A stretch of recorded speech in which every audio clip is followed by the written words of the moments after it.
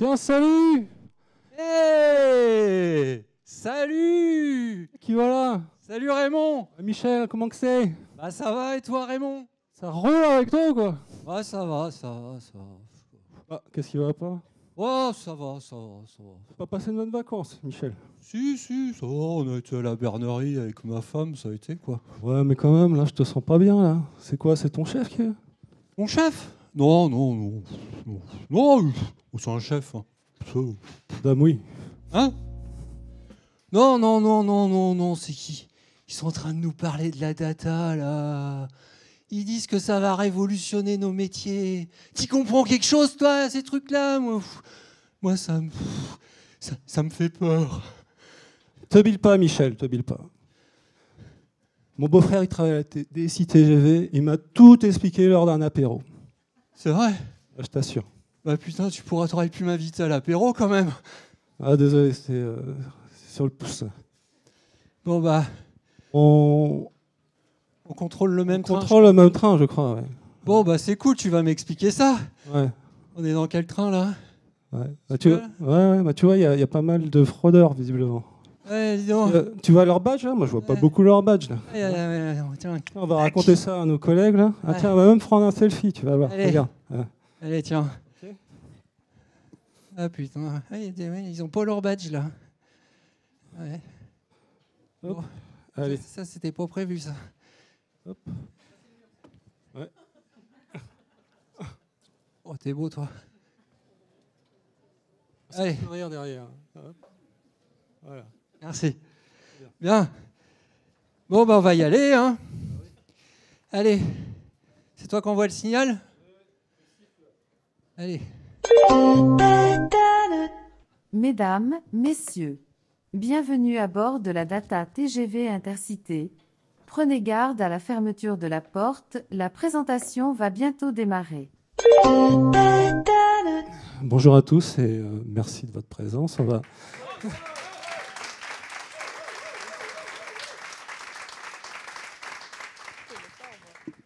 Merci. On va reprendre un peu de sérieux pour vous présenter quelque chose d'un peu peut-être moins rigolo, mais quand même intéressant, qui concerne la transformation de l'approche data chez TGV Intercité à travers une organisation DataMesh. Donc, je m'appelle Régis Kergouat, je suis architecte data et je laisse mon collègue se présenter. Je m'appelle Vincent Caillot, je prends mes notes, oui c'est ça, je suis consultant SI à la DSI TGV dans une entité transverse, une ligne de service data. Eh ben on y va, donc je vais aller très vite parce que tout à l'heure il y avait une super présentation réalisée par Olivier, CDO chez TER, qui a présenté la holding SNCF et puis comme tout le monde y était, ben on va aller assez vite en fait. Quand même, pour ceux qui n'y étaient pas, la holding SNCF, c'est 5 sociétés anonymes à capitaux publics, 2 grosses filiales, c'est 276 000 collaborateurs en France et dans le monde, 15 millions de passagers par jour, tout transport confondu dans le monde. Alors là, ça commence à être on va descendre un petit peu. Il y a 6 grands secteurs d'activité à la SNCF. Le mass transit, donc surtout Transilien, TER. La mobilité longue distance à grande vitesse et à vitesse conventionnelle, donc TGV, Intercité. Les transports logistiques et des marchandises, l'exploitation et la maintenance du réseau. Le merveilleux écosystème des gares et l'immobilier. Et tout ça, forcément, il y a un patrimoine de données extraordinaire. Et tout ça, l'entreprise l'a bien compris. Il y a un ancien vieux patron, un ancien patron, Guillaume Pépi, qui a annoncé que la SNCF se devait être une entreprise pilotée par ses données et au service des clients, au service des collaborateurs et au service du business. Et si on passe sur le slide suivant, Guillaume Pépi est parti, il y a un nouveau chef qui est arrivé qui s'appelle Jean-Pierre Farandou. Voilà, Jean-Pierre Farandou. Et lui, il est arrivé, il s'est inscrit dans la même directive en fait. Et lui, il a lancé un projet d'entreprise qui s'appelle la Maison Tous SNCF. Voilà, il y a eu des grosses boîtes de communication qu'on pose. Enfin voilà. Et ils ont pondu une maison avec une base qui est la sécurité et la sûreté électrique. Donc là, le fondamental, c'est fondamental pour la SNCF. La partie satisfaction et engagement des salariés, la qualité de la production et des services, la performance économique et commerciale, et puis engagement sociétal, territorial et environnemental qui est bien sûr là pour nous aider collectivement à la transition écologique. Et puis au-dessus, bien sûr, la satisfaction et la relation des clients. Et tout ça, en fait, toujours pareil, la data, elle est au cœur de ces enjeux. Et autour de ces piliers, ce toit et cette fondation, il y a des métiers. Et ils sont arrivés avec plein de use cases pour couvrir ces enjeux, en fait, et plein d'idées. Et donc, très vite, il a fallu lancer des décisionnels avec des plateformes data. Au début, c'est parti sur des technologies Hadoop. Et puis très vite, on est parti sur des technologies cloud sur Azure.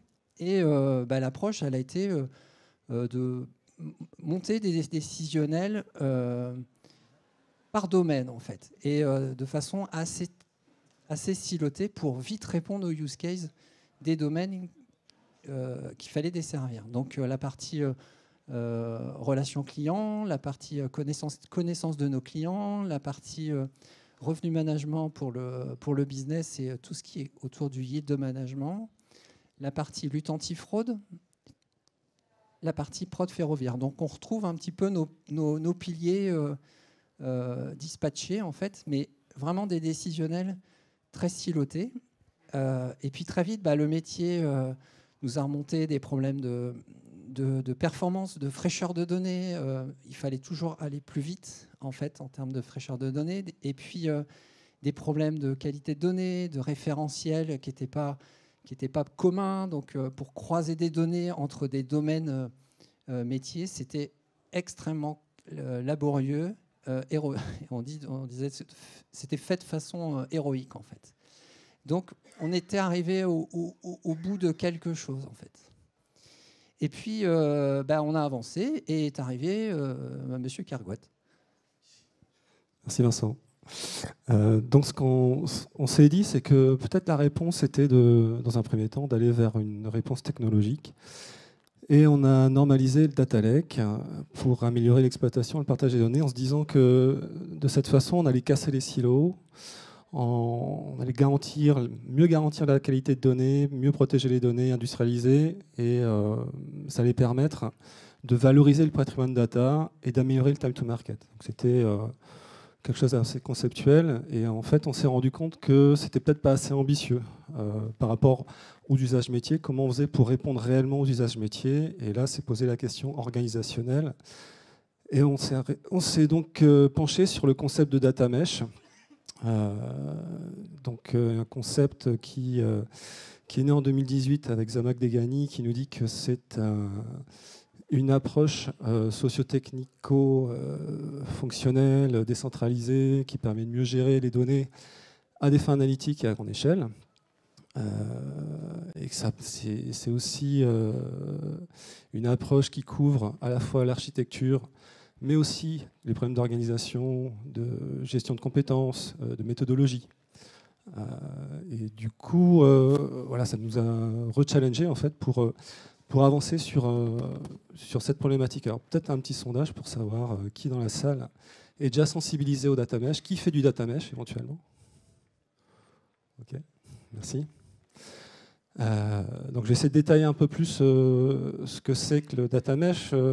Donc il y a 4 piliers qui permettent de mieux organiser la donnée et les ressources. Le premier pilier, qui est la responsabilité par domaine métier, en fait, on adresse les domaines métiers fonctionnels, par exemple le marketing client, la vente, la distribution, la finance. Et pour chaque domaine métier, on va créer une équipe pluridisciplinaire qui aura la responsabilité de gérer l'ensemble des datas de ce domaine.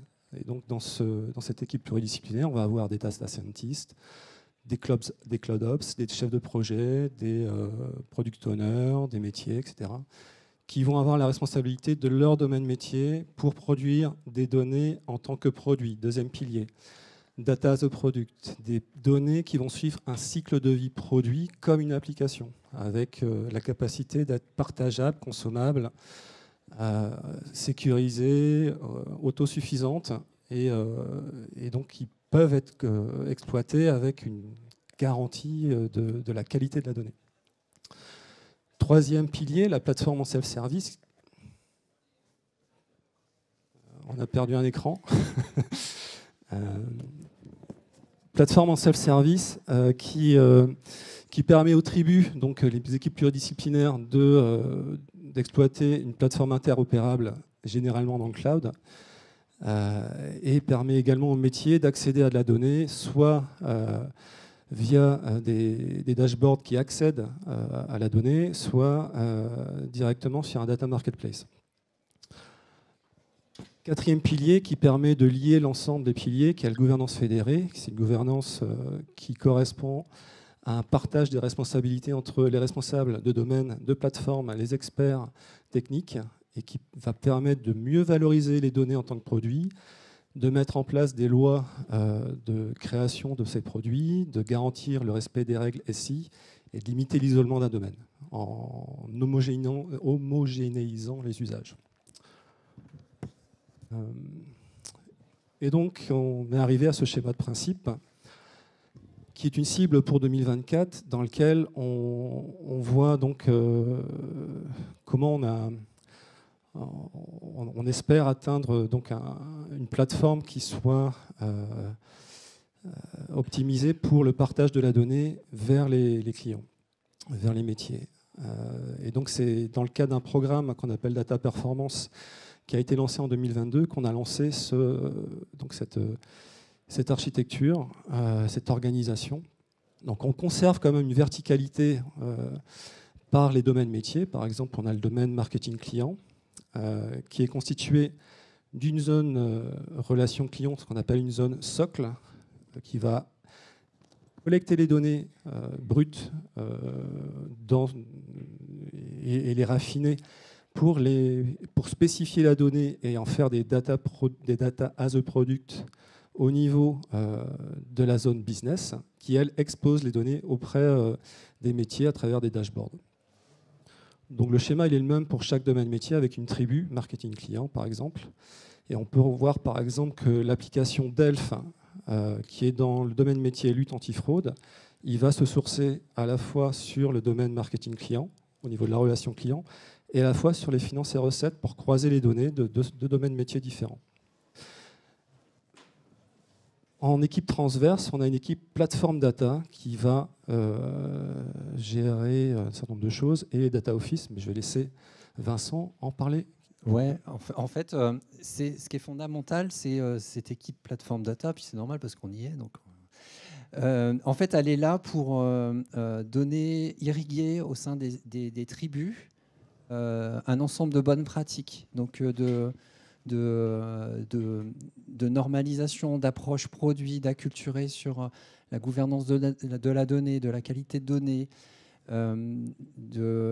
Par exemple, la spec que l'on donne aux développeurs, on essaye d'homogénéiser les pratiques de spécification dans chaque domaine en dessous. Donc les développeurs ont une spec cohérente et ils sont habitués à cette spec parce qu'avant c'était du Word, c'était du Confluence, c'était de l'Excel pour le modèle de données ou le dictionnaire de données. Donc voilà, là en fait tout est rationalisé, on capitalise à chaque fois, donc on est tout le temps en échange en fait avec les chefs de projet ou les proxy product owners et les PO sur ce qui est intéressant de garder et rediffuser aux autres en fait. L'équipe plateforme data, elle est composée d'architectes, elle est composée de chefs de projet, de chargés d'études qui ont une excellente connaissance du système d'information. Elle est composée aussi de métiers qui sont en relation avec le CDO. Voilà, elle est pluridisciplinaire et on est aussi très en lien avec les urbanistes SI pour garantir une cohérence des domaines en fait. Il y a un gros travail aussi qui est fait par cette équipe sur les référentiels, parce qu'avant on avait des référentiels très hétérogènes dans les silos. On avait, je ne sais pas, le référentiel des gares, on imagine, une gare, on s'imagine qu'il n'y en a qu'un, la SNCF. Non, il y en a une multitude. Puis chacun va aller chercher son référentiel. Et par contre, quand on veut croiser les données, ça ne marche plus en fait. Donc on a aussi pour ambition de rationaliser ces sujets référentiels.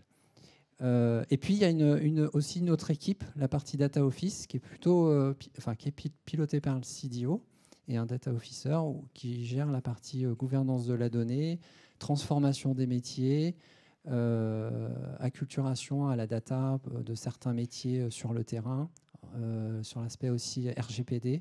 Voilà. Donc ces deux équipes sont fondamentales pour le maillage dans une logique data mesh, forcément. Un petit mot sur l'aspect technologique. Donc, si on regarde au niveau de la plateforme, on est sur du cloud Azure. L'intégration au niveau des données brutes se fait avec Apache Nifi. Le compute est réalisé avec du Databricks, l'exposition avec du Power BI, DataIQ. Ici, on a en Data Catalog, on a Data Galaxy. Et puis, un petit cycle hyper important qui est du format parquet à extension Delta, donc qui nous permet d'envisager de partir sur du Lakehouse, parce qu'ici, on a en exposition des synapses ou du SQL Database, mais le problème, c'est qu'on duplique la donnée du Data Lake vers le synapse. Et donc, on a une double gestion, double gouvernance à gérer. C'est pas top. Donc, le fait d'aller sur du Delta Lake peut nous permettre à terme d'aller vers du Lakehouse. Et c'est aussi une architecture qui est en phase avec du data mesh. Voilà ce qu'on peut dire là-dessus. On pourra y revenir tout à l'heure si vous voulez. Donc là, quels sont les chantiers en cours? Donc toujours sur cette trajectoire data mesh qu'on essaye de suivre. Accompagner les tribus domaines dans l'adoption des bonnes pratiques en venant leur laisser de l'autonomie. Ça, c'est déjà quelque chose qu'on essaye de faire et qu'on continue à tenir comme engagement auprès des tribus. Développer de nouveaux use cases à valeur basée sur cette organisation. Donc là, des nouveaux use cases qui arrivent avec le métier du bord et les ressources humaines. Construire des produits data consommables et exposés via un data marketplace. Alors ça, c'est un objectif et c'est quelque chose à construire avec le data office de TGV. Soutenir la gouvernance de données à travers une documentation fine dans le catalogue de données. Eh bien ça, c'est un peu compliqué pour tout vous dire, parce que avoir l'adhésion en fait des différentes tribus sur l'usage d'un data catalogue, c'est compliqué. C'est un travail presque de tous les jours. C'est pas simple. Prioriser les besoins métiers et les cas d'usage plutôt qu'un accès open bar à la donnée, c'est vrai que tous les travaux qu'on réalise sont plutôt tirés par les use cases.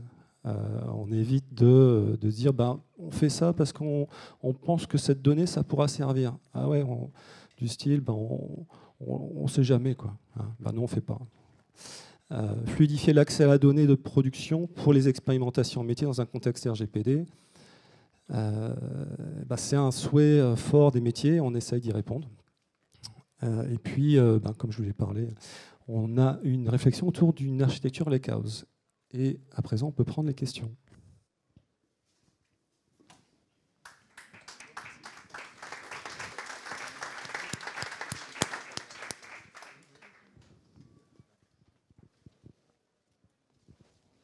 S'il n'y en a pas, c'est pas grave. Question, le monsieur. Il y a un monsieur devant. Je prends la première rapidement. Ok. Bonjour. Bonjour. Christophe Tovex, je suis responsable de sciences des réseaux. Et je me posais la question, parce que c'est quelque chose que je vois de façon un peu récurrente aujourd'hui. Il y a beaucoup de plateformes data qui sont prévues pour de la BI. Et donc, Silote, comme vous venez de le montrer, c'est parfait pour de la BI et éventuellement des data products. Malheureusement, quand on est scientifique des réseaux, qu'on va chercher de la correspondance causale, des inférences statistiques, on ne sait pas à l'avance où on va la trouver. Et la plupart du temps, on cherche partout. On scribe avec des scripts. Et là, est-ce que ça ne va pas gêner justement le fait que tout soit un peu siloté, si on peut dire, par rapport à ce qu'on aurait sur un data lake ou un delta lake, ou est-ce qu'on peut attaquer directement la couche du bas? J'en sais rien, c'est la question que je vous pose. Si je veux cribler, si je veux faire des paires de variables pour chercher par exemple des corrélations, dans le cadre d'inférence causale, je fais un crible de, je sais pas, vous avez peut-être, on va dire 5000 colonnes, je vais faire un produit cartésien de ces 5000 colonnes pour aller chercher des coefficients de corrélation dessus, pour aller chercher de l'inférence causale par exemple, peut-être pour une étude marketing tout simplement, qui va être liée aux qualités de transport, également aux horaires ou je ne sais pas quoi. Ça on ne le sait pas à l'avance, justement il faut aller le chercher. Est-ce qu'on n'est pas bridé pour faire ces travaux-là qui sont récurrents quand on fait de la science des réseaux, ou de l'intelligence artificielle, qui est un domaine qui fait partie de la science des réseaux d'ailleurs. Est-ce qu'on n'est pas bridé pour faire ça lorsqu'on est siloté comme ça? En fait, je me permets, on n'est pas siloté en fait. C'est que là, les tribus permettent de conserver en fait. Vos sources, elles sont bien sur des bases différentes. C'est pas tout sur un delta lake. Vous avez des sources en bas là. En fait, c'est les sources ici en fait. Ouais. Et donc les petits rouleaux là en bas, là, c'est pas des bases de données. Non. Ah d'accord. C'est la symbolique qui m'a induit en erreur dans ce cas-là.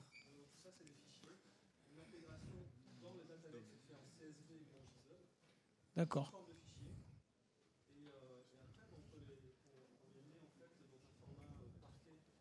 Oui, c'est du delta lake là-dessus, d'accord. Ok. Donc là. Oui, et là, oui, mais d'accord. Mais là, par exemple, vous parliez de base de données relationnelles à l'étage du dessus. Ouais, c'est ça. Du coup, là, la différence entre les deux, vous nettoyez les données entre les deux ou quoi? Qu'est-ce qui... D'accord. Là, c'est les données brutes.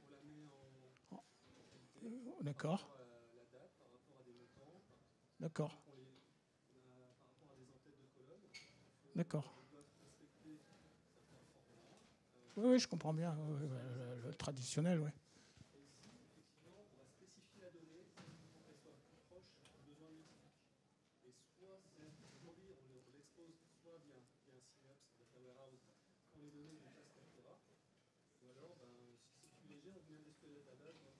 D'accord.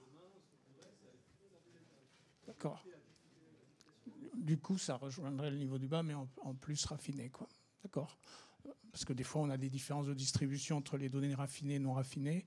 Et justement, il peut être préférable de le savoir déjà au moins départ, de pouvoir s'en rendre compte. Bon, je vous remercie. C'est juste la symbolique. Là, les petits stylos, habituellement, c'est des bases relationnelles. Donc, voilà, j'avais raté le truc. Merci. On le dira à un autre chef, parce que c'est lui qui l'a fait. Ton fameux chef, vraiment, Michel. Oui, Michel. Il y avait une autre question là. Oui, bonjour, Julien Martel du groupe Le Bon Coin. Merci pour la presse. J'avais une petite question sur l'autonomie qu'ont vos tribus sur l'exploitation des données. Donc, c'est la slide suivante. Quel type de profil, justement, dans les tribus consomme vos données et sous quelle forme? Et est-ce qu'il y a des best practices pour accompagner les tribus dans l'autonomie de la data? C'est une bonne question. Alors, les tribus, en termes de profil, on a des... si on prend la tribu relation client, on va voir des utilisateurs ambassadeurs, en fait. Donc, c'est des gens qui savent faire de la data, qui font du data IQ. Voilà. Ouais. On les embarque. Après, on a un PO qui est là pour, bien sûr, capter les besoins et voir aussi justement, parce que le PO, il travaille aussi à définir la partie enrichissement du domaine relation client, et donc il doit être à l'écoute aussi des autres business en fait, pour essayer de prioriser les choses et pousser justement les use cases, enfin les US qui sont intéressantes pour tout le monde en fait. Ensuite, il y a un chef de projet côté DSI Ensuite, on a un architecte qui n'est pas à temps plein, mais qui connaît parfaitement en fait, le SLA attendu sur l'ensemble de la chaîne, qui comprend tout l'écosystème et tout ça. Après, on a un intégrateur qui est une filiale SNCF qui travaille avec nous, avec donc un chef de projet, et puis après qui est Scrum Master, et après on a des développeurs qui sont dans le domaine, dans la tribu, et qui sont spécialisés en fait sur l'univers qu'ils traitent en fait. Et je crois que j'ai fait le tour. Ouais. Merci à tous. Il y a cet ambassadeur data dans chaque tribu. Ouais. Je pense qu'il y a un rôle clé justement pour que la tribu soit autonome sur les data. Oui. Ok. Merci. Merci. Juste un petit mot pour dire qu'on accueille du monde pour venir nous aider aussi. N'hésitez pas à prendre contact avec nous et puis on pourra voir si on peut collaborer. Voilà.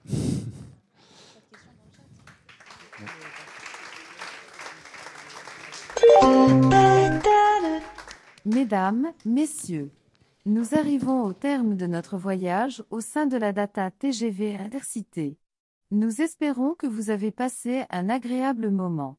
Assurez-vous de n'avoir rien oublié à votre place. Merci et bonne journée.